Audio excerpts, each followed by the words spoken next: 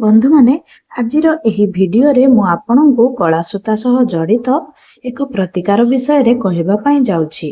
बंधु माने यह केवल एक सूता बांधिबा विषय रे नुह, यह सही सूता को आपणंकर संपूर्ण सुरक्षा, आपणंकर अटल संकल्प एवं आपणंकर आंतरिक शक्तिर शक्ति सहित सही सूतारे परिपूर्ण करिबा विषय रे। जेतेबेले यह घटे सूता केवल एक सूता होई रहे नहीं, यह एक कवचरे परिणत हुए, एक अदृश्य ढाल जहाँ शत्रुर प्रत्येक गति को अवरोध करे एवं एहाकु सेमानंक उपरे प्रतिफलित करे। किंतु प्रथमे आपण बुझिबा उचित, कारण बिना संकल्परे सूता बांधिबा द्वारा कौनसी फल प्राप्ति हुए नहीं।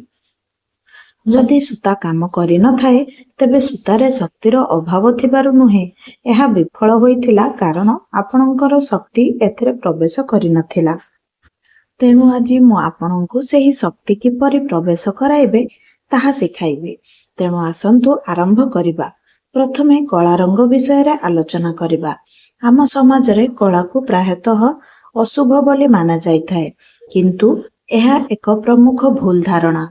कला अशुभ नुहे, यह शोषणर रंग। यह हेउछि एपरि रंग जहा अन्य समस्त रंग को निज भितरे घेरी रखे एवं समस्त शक्ति को शोषित करे एवं एथिरे एहार सर्वोत्तम शक्ति थाए। जेतेबेले आपण एक कला सूता बांधंती, यह समस्त नकारात्मक शक्ति, मंद दृष्टि एवं आपणक प्रति निर्देशित दूषित योजना को शोषित करे। यह आपणक पाखरे पहुंचीबा पूर्वरु सेमानंकु अटकाई दिए, सेमानंकु निज भितरे भिजाई दिए। सेथिपाई मंद दृष्टि को दूर करिबा पाई, कुदृष्टि को दूर करिबा पाई कला सूता व्यवहार करा जाए। छोट पिला मानंकु कुद नजररु रक्षा करिबा पाई एक कला सूता किंबा कला चिन्ह दिया जाए। सेथिपाई एक नूतन जान, नूतन घर किंबा नूतन दुकान रे मध्य किछि कला वस्तु रखा जाय थाए। यह केवल अंधविश्वास नुहे, यह एही नीति उपरे आधारित जे कला रंग नकारात्मक शक्ति को शोषित करे एवं थरे शोषित हेबा परे सेही शक्ति आपणक पाखरे पहुंची न थाए। वर्तमान सूता विषय रे यह पिंधिबा पई उद्दिष्ट किछि सूतार मौलिक अर्थ हेउछि एपरि किछि जहा शरीर सहित रही थाए, किछि सेथिरे बंधा होई थाए एवं जहा शरीर सहित बंधा होई थाए ताहा एहार शक्तिर एक अंश होई जाए। जेतेबेले आपण एक निर्दिष्ट उद्देश्य सहित किछि पिंधंती, सेही वस्तु एवं आपणंकर शक्ति एकरे मिसी जाए। आपणंकर शक्ति एहाकु सशक्त करे एवं सेही शक्ति परिवर्तन रे आपणंकु सुरक्षा दिए। सेथिपाई मंदिर रे सूता बंधा जाए। सेथिपाई जने गुरु तांको शिष्य को एक सूता दियंती। सेथिपाई जने भौणी रक्षा बंधन समय रे तांकर भाईर हाथ रे एक सूता बांधी थांती। ए सबु समान नीति उपरे आधारित। सूता हेउछि सुरक्षार बंधन एवं जेतेबेले कला सूतार शोषण शक्ति उद्देश्य सहित बंधा होइथिबा सूतार सुरक्षा शक्ति सहित मिसी जाए, फलस्वरूप ढाल अत्यंत शक्तिशाली होई जाए। बंधु माने मु एबे आपणंकु संपूर्ण प्रक्रिया विषय रे कहूछि। प्रथमे आपणंकु एक कला सूता नेबा पई पड़िबो। एक सादा सरल कला सूता। सूता जेते सरल हेबो, आपणंकर संकल्पर शक्ति सेते पवित्र रहिबो, कारण साधारण जिनिस गुड़िकर निजस्व रंग न थाए। सेमाने आपणंको उद्देश्यर रंग ग्रहण करंती। एही प्रतिकार आपणंको मंगलवार किंबा शनिवार दिन करिबाकु पड़िबो। मंगलवार हेउछि शक्ति एवं सुरक्षार देवता प्रभु हनुमानंकर दिन, जेतेबेले कि शनिवार हेउछि न्यायर देवता शनिंकर दिन। एही दुईटी दिन पाई करा जाइथिबा प्रतिकार विशेष प्रभावशाली। जदि आपण अपेक्षा करि परिबे नाही, तेबे आपण एहाकु जेकोनोसी दिन करि परिबे, किंतु चेष्टा करंतु मंगलवार किंबा शनिवार दिन करिबा पाई। तेणु आपण जेउ दिन एही उपायटी करिबे, सकाळु स्नान करि नियंतु, सफा पोशाक पिंधंतु एवं एक पवित्र स्थान रे बसी जांतु, जेमिति कि आपणंकर पूजा घरे। जदि ताहा संभव नुहे, तेबे जेकोनोसी सफा शांत स्थान मध्य काम करिबो। तापरे कला सूता नियंतु ଏହାକୁ ଆପଣଙ୍କର ଗଳାରେ ବାନ୍ଧିବା ପାଇଁ ଯଥେଷ୍ଟ ଲମ୍ବା ହେବା ଉଚିତ ଏବଂ ଗଣ୍ଠି ପକାଇବା ପାଇଁ ଆପଣଙ୍କୁ ଯଥେଷ୍ଟ ସୂତା ଦରକାର। ତେଣୁ ପ୍ରାୟ 12ରୁ 15 ଇଞ୍ଚ ଲମ୍ବା ଏକ ସୂତା ନିଅନ୍ତୁ। ସୂତାକୁ ଆପଣଙ୍କର ହାତ ପାପୁଲି ମଧ୍ୟରେ ରଖି ଧୀରେ ଧୀରେ ଦବାନ୍ତୁ। ଆଖି ବନ୍ଦ କରନ୍ତୁ ଏବଂ 3ଟି ଗଭୀର ନିଶ୍ୱାସ ନିଅନ୍ତୁ। ପ୍ରତ୍ୟେକ ନିଶ୍ୱାସ ସହିତ ଆପଣଙ୍କର ଉଦ୍ଦେଶ୍ୟକୁ କେନ୍ଦ୍ରିତ କରନ୍ତୁ। ପ୍ରଥମ ନିଶ୍ୱାସ ସହିତ ଆପଣଙ୍କର ମନକୁ ଶାନ୍ତ କରନ୍ତୁ। ଦ୍ୱିତୀୟ ନିଶ୍ୱାସ ସହିତ ଭାବନାକୁ ଜାଗ୍ରତ କରନ୍ତୁ ଏବଂ ତୃତୀୟ ନିଶ୍ୱାସ ସହିତ ଆପଣଙ୍କର ସଂକଳ୍ପକୁ ଦୃଢ଼ କରନ୍ତୁ। ଏବେ ମାନସିକ ଭାବରେ ଏହି ମନ୍ତ୍ର ଜପ କରନ୍ତୁ।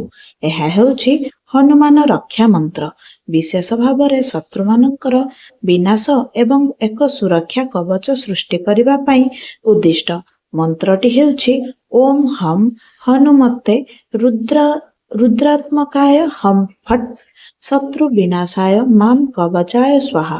ଏହାର ସାର ହେଉଛି, ହେ ହନୁମାନ, ରୁଦ୍ରଙ୍କର ଅବତାର, ମୁଁ ଏହି ଆହୁତି ପ୍ରଦାନ କରେ। ମୋର ଶତ୍ରୁମାନେ ବିନାଶ ହୁଅନ୍ତୁ ଏବଂ ଏହା ମୋର ସୁରକ୍ଷା କବଚ ଭାବରେ କାମ କରୁ। ମୁଁ ମନ୍ତ୍ରଟିକୁ ଆଉଥରେ କହୁଛି, ଧ୍ୟାନ ଦେଇ ଶୁଣନ୍ତୁ।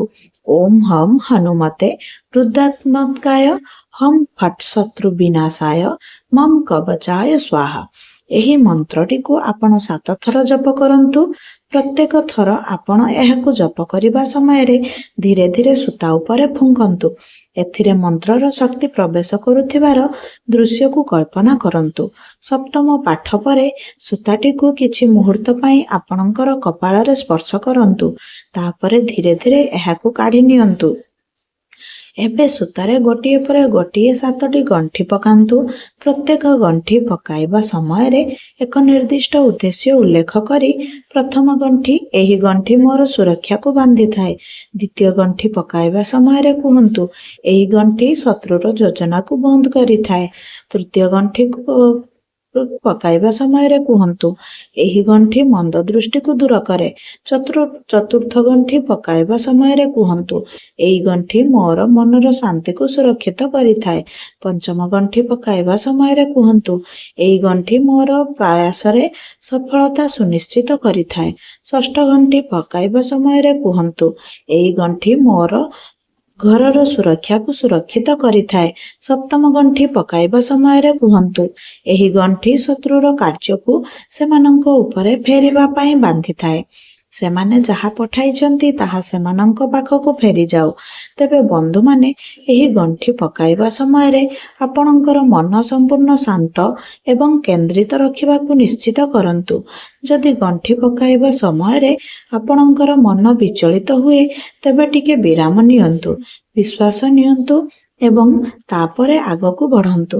ଶୀଘ୍ର ବନ୍ଧା ହୋଇଥିବା ଗଣ୍ଠି ଦୁର୍ବଳ, ଧୈର୍ଯ୍ୟ ଏବଂ ଗଭୀର ଉଦ୍ଦେଶ୍ୟ ସହିତ ବନ୍ଧା ହୋଇଥିବା ଗଣ୍ଠି ଅତ୍ୟନ୍ତ ଶକ୍ତିଶାଳୀ।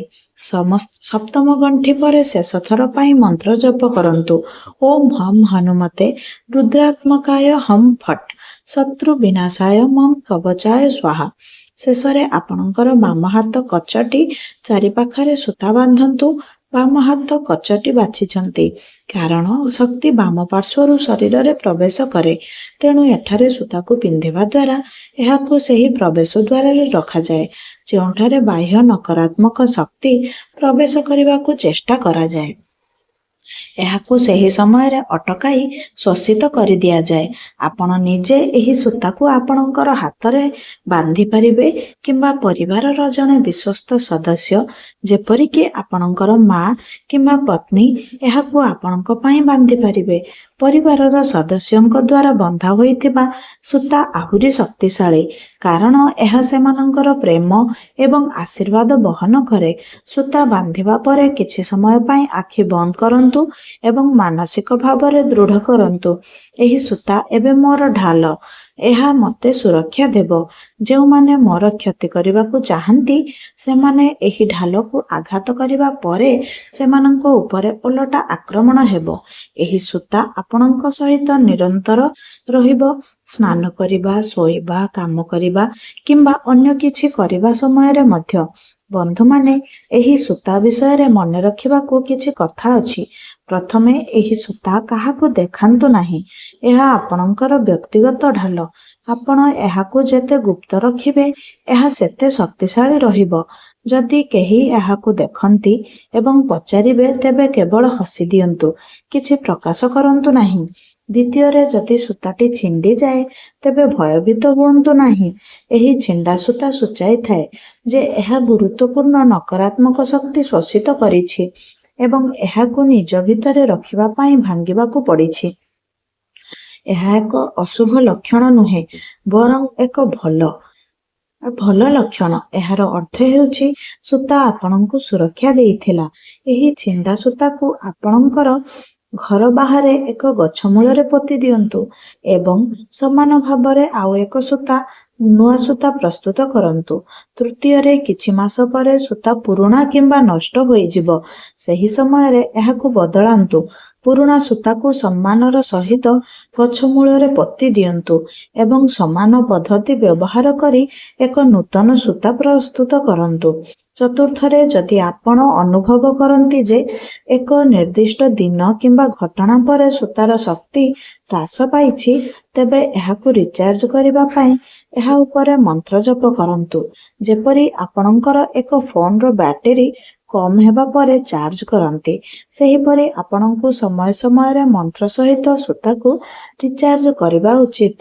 ପଞ୍ଚମରେ, ଯେତେବେଳେ କୌଣସି ବଡ଼ ପରୀକ୍ଷା, ଗୁରୁତ୍ୱପୂର୍ଣ୍ଣ ମିଟିଂ କିମ୍ବା ଗୁରୁତ୍ୱପୂର୍ଣ୍ଣ କାର୍ଯ୍ୟ ହୁଏ, ସେହି ସୂତାକୁ ଥରେ ସ୍ପର୍ଶ କରନ୍ତୁ ଏବଂ ସେହି ସକାଳେ ଥରେ ମନ୍ତ୍ର ଜପ କରନ୍ତୁ। ଏପରି ଦିନଗୁଡ଼ିକରେ ସୂତା ବିଶେଷ ଭାବରେ ଶକ୍ତିଶାଳୀ ହୋଇଯାଏ। ବନ୍ଧୁମାନେ, ମୁଁ ଏବେ ଏହି ଉପଚାରକୁ ଆହୁରି ଶକ୍ତିଶାଳୀ କରିବା ପାଇଁ ଆଉ କିଛି ଉପାୟ ବାଣ୍ଟିବାକୁ ଚାହେଁ। ପ୍ରଥମ ପଦ୍ଧତି, ଯଦି ଘରେ କୌଣସି ଛୋଟ ପିଲା ଅଛି ଯେ ପ୍ରାୟତଃ କୁଦୃଷ୍ଟିର ଶିକାର ହୁଏ, ପ୍ରାୟତଃ ଅସୁସ୍ଥ ହୁଏ କିମ୍ବା ବିନା କାରଣରେ କାନ୍ଦେ, ସେହି ପଦ୍ଧତି ବ୍ୟବହାର କରି ତାର ବାମ ହାତରେ ଏକ କଳା ସୂତା ବାନ୍ଧନ୍ତୁ। ଏହି ଉପଚାର ପିଲାମାନଙ୍କୁ ସୁରକ୍ଷା ଦେବା ପାଇଁ ଅତ୍ୟନ୍ତ ପ୍ରଭାବଶାଳୀ। ଦ୍ୱିତୀୟରେ, ଆପଣଙ୍କ ଘରର ମୁଖ୍ୟ ପ୍ରବେଶ ଦ୍ୱାରରେ ମଧ୍ୟ ଏକ କଳା ସୂତା ବାନ୍ଧନ୍ତୁ। ସମାନ ପ୍ରକ୍ରିୟା ଅନୁସରଣ କରନ୍ତୁ। 7ଟି ଗଣ୍ଠି ଏବଂ 7ଟି ଉଦ୍ଦେଶ୍ୟ ଏବଂ ଘରେ କୌଣସି ନକାରାତ୍ମକତାକୁ ପ୍ରବେଶକୁ ରୋକିବା ପାଇଁ ଦ୍ୱାରରେ ସୂତା ବାନ୍ଧିବାକୁ ଦିଅନ୍ତୁ। ପ୍ରତ୍ୟେକ 6 ମାସରେ ଏହାକୁ ବଦଳାଇ ଦିଅନ୍ତୁ। ତୃତୀୟରେ, ଯଦି ଆପଣଙ୍କ ପାଖରେ ଏକ ଯାନ ଅଛି, ତେବେ ଷ୍ଟିଅରିଂ ଚକ ପାଖରେ ଏହା ଭିତରେ ଏକ କଳା ସୂତା ବାନ୍ଧନ୍ତୁ। ଏହା ଗାଡ଼ିକୁ କୁଦୃଷ୍ଟିରୁ ରକ୍ଷା କରିବ ଏବଂ ଏକ ସୁରକ୍ଷିତ ଯାତ୍ରା ସୁନିଶ୍ଚିତ କରିବ। ଚତୁର୍ଥରେ, ଯଦି ଆପଣ ଆପଣଙ୍କର ବ୍ୟବସାୟରେ ପ୍ରମୁଖ ସମସ୍ୟାର ସମ୍ମୁଖୀନ ହେଉଛନ୍ତି, ତେବେ ଆପଣଙ୍କ ଦୋକାନ କିମ୍ବା କାର୍ଯ୍ୟାଳୟର ମୁଖ୍ୟ ପ୍ରବେଶ ଦ୍ୱାରରେ ଏକ କଳା ସୂତା ବାନ୍ଧନ୍ତୁ ଏବଂ ପ୍ରତ୍ୟେକ ଅମାବାସ୍ୟା ଦିନ ଏହାକୁ ବଦଳାଇ ଦିଅନ୍ତୁ। ଆପଣ ନିଜେ ହିଁ ଏହାର ଲାଭ ଦେଖିପାରିବେ। ଧନ୍ୟବାଦ।